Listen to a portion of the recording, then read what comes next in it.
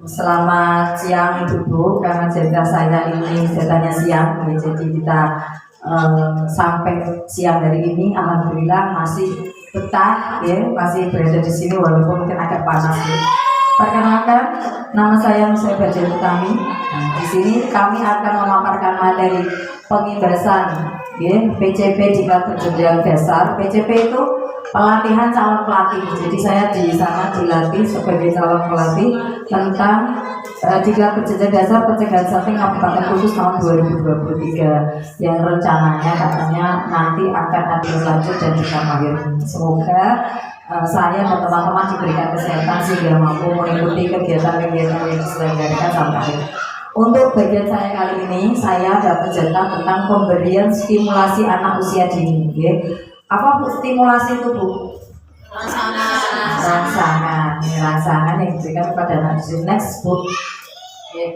Tujuannya materi tersebut kami sampaikan tentunya agar peserta memahami tentang pertumbuhan dan perkembangan anak, tentang bagaimana DJTK anak, serta peserta dapat memahami tentang kebutuhan anak sesuai usia. Lanjut Bu. Kita SPK dulu. Berdiri Bu. Habis makan itu kudune olahraga sih, biar apa mau geza, tidak obesitas.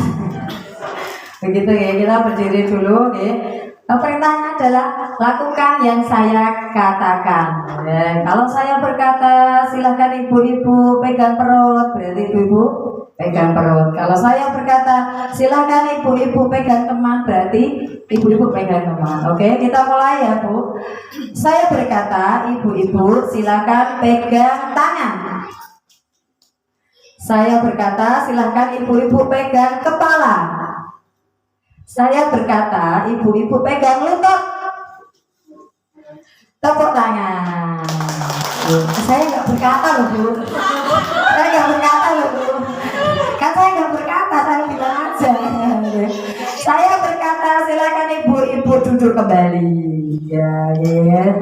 Terima kasih. Itu pemanasannya. Nah, itu mungkin bisa lagi materinya kembali. Lanjut Bu. Oke, tadi sudah sedikit dijelaskan ya tentang pertumbuhan dan perkembangan. Kalau tumbuh itu ke atas, kalau berkembang itu kan iklan ya Bu. Itu iklan Bu. Jadi saya itu bertumbuh tidak berkembang gitu. Ya, pertumbuhan adalah bertambahnya ukuran dan jumlah sel serta jaringan intraseluler. Berarti bertambahnya ukuran fisik dan struktur tubuh atau sebagian ataupun keseluruhan. Sedangkan perkembangan itu bertambahnya struktur dan fungsi tubuh yang lebih kompleks. Kalau perkembangan itu bisa diartikan tentang kemampuan gerak anak, kemampuan motorik anak, kemampuan bahasa, sosial, kemandirian dan lain-lain. Tapi kalau pertumbuhan tentunya berhubungan dengan kondisi fisik anak. Next. Mengapa tumbuh kembang anak sangat penting? Kenapa Bu? Ibu jawab Bu. Kenapa? Kenapa tumbuh kembang anak sangat penting? Karena untuk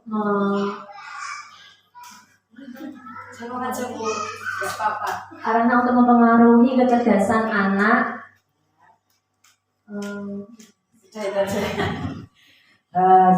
Untuk mempengaruhi kecerdasan anak. Ada yang lain? Kita lanjut Bu. Coba isinya apa ya Bu ya? Lanjut lagi Bu. Mengapa tumbuh kembang anak sangat penting? Karena anak merupakan generasi penerus kita, ya, terutama untuk tumbuh kembang balita 0 sampai 3 tahun itu perkembangan otak, ya. Jadi 0 sampai 3 tahun itu memaksimalkan pertumbuhan otak. Jadi ketika kita rangsang anak, kita berikan stimulasi yang tepat, maka otak anak itu akan berkembang menjadi banyak. Jadi dan keluarga harus mengupayakan agar anaknya dapat tumbuh kembang secara optimal, ya. Bila deteksi terlambat, maka penanganan juga akan terlambat dan penanganannya akan sulit diperbaiki. Karena kita berhubungan dengan pencegahan stunting, jadi stunting itu bisa dicegah ketika anak masih dalam kandungan sampai anak usia 2 tahun.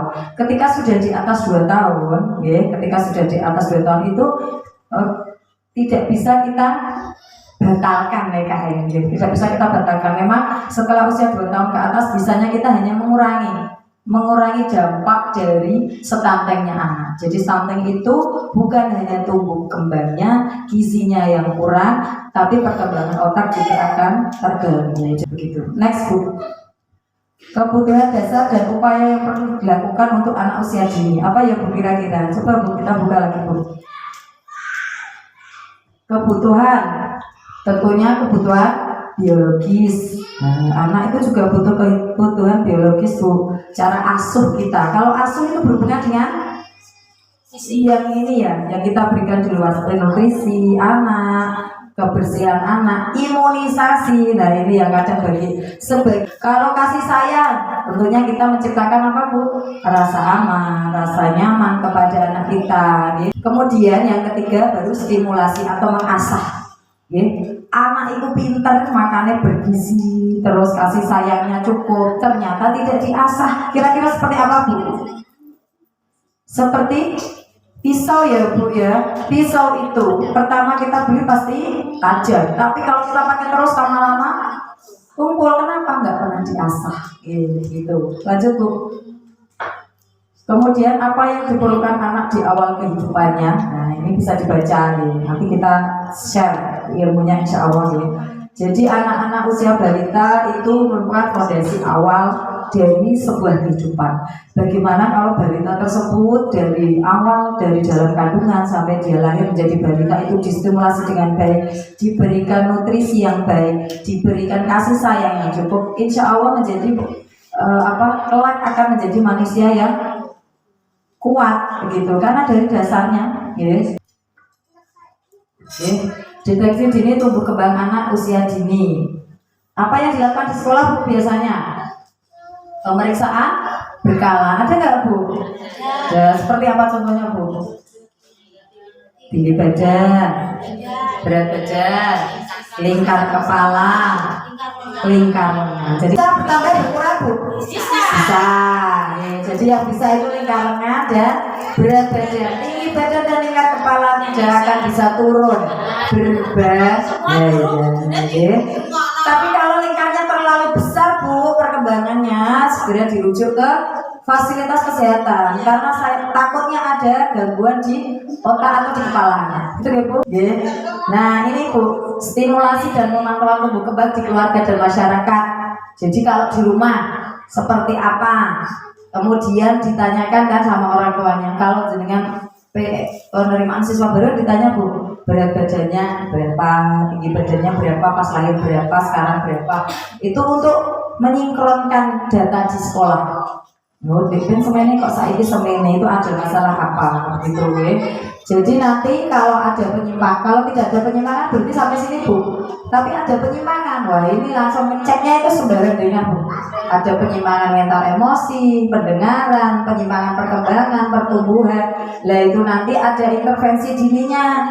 Kemudian ada perbaikan atau tidak. Kalau kita istilahnya sudah diberikan stimulasi di sekolah, ternyata tidak ada perkembangannya, tidak ada perubahannya. Dan ini kita mau rujuk ke fasilitas kesehatan yang terdekat. Kalau kita di mana Bu? Puskesmas Sidoarjo.